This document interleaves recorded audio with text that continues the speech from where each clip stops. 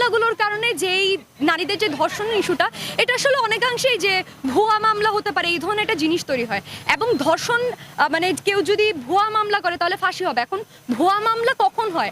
আসলে এমনিতে তো জমি জমা উদ্দেশ্য প্রণোদিতভাবে ভুয়া মামলা অহরহ হয়। এটার কারণে যে মানে ধর্ষণের কথা বলছে 48 ঘন্টার মধ্যে বিচার করতে হবে, যে আসামি পক্ষ সে নিজেকে ইনোসেন্ট প্রমাণ করার মতো যথেষ্ট সময় দেখা গেল পাওয়া গেল না, অথবা যে বাদী পক্ষ সে দেখা গেল যথেষ্ট প্রমাণ হাজির করতে পারলো না, পরবর্তীতে সে রেপড হয়েছে এই জিনিসটা যদি সার্কামস্টেন্সিয়াল ভাবে বা কোনো এভিডেন্স দিয়ে সে প্রমাণ করতে না পারে, সে তার ফাঁসি হতে পারে। এই জায়গা থেকে কিন্তু ভিকটিম সামনে আসার জন্য সেই সাহসটা পাবে না। এই যে ভুয়া ধর্ষণ মামলা যে হয়, এই জিনিসটা নিয়েও কিন্তু আসলে সমাজে সচেতনতা তৈরি হওয়া দরকার। এটার পাশাপাশি পুরুষরাও কিন্তু ধর্ষিত হয়, এইটার কিন্তু বাংলাদেশে কোনো ধরনের আইন নাই।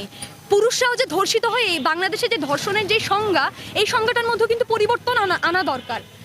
এই পুরুষের ধর্ষণটাও কিন্তু এই ধর্ষণের সংজ্ঞার মধ্যে অবশ্যই আসতে হবে। শুধুমাত্র নারী ধর্ষিত হয় ব্যাপারটা কখনোই এমন না।